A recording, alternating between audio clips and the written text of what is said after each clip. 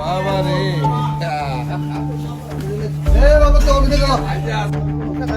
অবমুক্তির আরে এটা